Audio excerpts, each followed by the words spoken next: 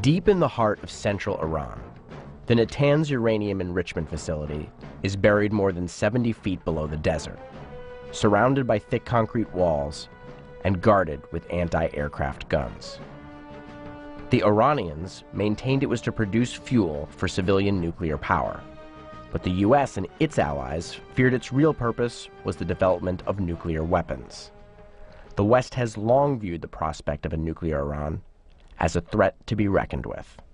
This issue has been a source of tension between the United States and the Islamic Republic of Iran. And then, one day in 2009, without a bomb being dropped or troops on the ground, the plant in Iran was dealt a blow. A silent agent carried out a seemingly impossible act of sabotage at the Natanz facility. Slipping past the armed guards, it shattered equipment crucial to Iran's controversial nuclear program. 160 centrifuges just breaking apart, metal shards flying everywhere. You literally have shrapnel coming across the room. The agent of destruction? A computer virus, codenamed Stuxnet. And it turned out to be the largest act of cyber sabotage in world history. If you were in that room, you would literally die. You would not want to be in that room when this happened. Eric Chen is a computer virus expert who's been analyzing cyber threats for the last 15 years. He's one of the few people on the planet qualified to discern what actually happened. How big a deal is Stuxnet? I don't think there's ever been anything bigger.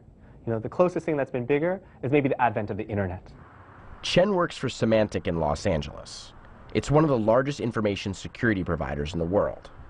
While its clients include multinational corporations, there's a good chance its software is installed on your computer at home too. Last year, Symantec identified millions of cyber threats, but Stuxnet by far was the biggest. The company's team was instrumental in cracking Stuxnet, and what they learned will change the way countries approach warfare in the future. Stuxnet has basically demonstrated to the world that it's possible to take computer code and cause physical real-world damage. Stuxnet crossed over from the virtual world to the real one. The operation was so sophisticated, Chen and his team estimated it took more than 20 high-level programmers with inside knowledge of the plant at Natanz. This is not two hackers in a basement in Kansas somewhere. When we know from the code and the sophistication and the amount of effort that needed to go into it, it had to have the resources at the level of a nation state. And in fact, the New York Times reported in January that Stuxnet was likely a joint project between the Americans and the Israelis. It's not a particularly shocking conclusion, considering that Israel has made little secret of its willingness to attack Iranian nuclear facilities by conventional military means. Stuxnet may have given them the opportunity they've been waiting for, without having to even fire a shot. But if it was them, they're not talking. The Israeli government did not respond to our request for comment on who created Stuxnet. We didn't have much more luck with the US. The CIA declined comment. The Department of Energy referred us to the National Security Council. They declined comment too. The Department of Defense and the US Cyber Command sent us to the Department of Homeland Security, who referred us to the FBI. The FBI had no comment and sent us back to the Department of Homeland Security. But US involvement in Stuxnet may have been cagily winked at, like when President Obama's representative on weapons of mass destruction spoke at a conference on Iran back in December. I'm glad to hear they're having problems with their centrifuge machines, and I think that the U.S. and its allies are doing everything we can to try to make sure that that we complicate matters for them. Symantec had to tackle Stuxnet because its business is to understand every computer virus in cyberspace. But even with Eric and his team of experts, the investigation spanned 8 long months and became all-consuming. We'd go home and be looking at Stuxnet in our off times. You know, I sat in my bed with my laptop many, many nights over a very long period looking at Stuxnet. So here's what he confronted: approximately 15,000 lines of computer code. These strings of numbers and letters serve as instructions which tell a program what to do. So from your perspective, I mean, how do you actually parse a computer virus? You know, when we get a piece of malicious software, when we get code, we get literally zeros and ones. And we basically decode those. We look at the numbers and translate them into behaviors. Do you know that it was targeting Iran by looking at the code itself? We discovered it was targeting very specific equipment. But we didn't really, for example, identify that it was a uranium enrichment facility until 4 months after we had first seen Stuxnet. And while it became clear that Stuxnet was focused on that one plant in Natanz, Iran, how it got there was still shrouded in mystery. You may be able to trace it back to what an epidemiologist would call it patient zero. Where did the infection start? But you don't know how that person got infected. Stephen Bellavin at Columbia's School of Engineering has seen more than his share of viruses. He's been tracking cybercrime for decades. It did not attack its target over the internet. It was probably carried in by one of these flash drives. That's a portable hard drive, sometimes called a USB key or flash drive. The dominant theory is that Stuxnet started on drives like these. Spies on the ground planted them in key areas, maybe even spots like a parking lot. Places where people who worked at Natanz or people who worked with people who worked at Natanz might find them. Someone picks it up and says, oh, cool, I have a new flash drive, let me use it. When you do that with a Stuxnet one, it infects your computer. So let's take a closer look at how the virus actually works. For our purposes, let's picture Stuxnet as a kind of super saboteur. He starts on a USB drive. It's big for a virus, but still a file so tiny that it's smaller than even one of your family photos or MP3s. And as soon as he's plugged into any computer, he actually makes a copy of himself. He jumps off the key onto that computer. So you literally plug in a USB key for a couple of seconds, unplug it, and now that computer is infected. He gets into any Windows operating system, just like the one that's probably running on your computer now. And he enters undetected. You wouldn't even know that Stuxnet had jumped into your machine because he sneaks in using something called a digital signature. Imagine an ID card with your picture on it and your name. And using this ID card, the code can say, I came from Microsoft, and I haven't been tampered with, and you can trust I'm from Microsoft.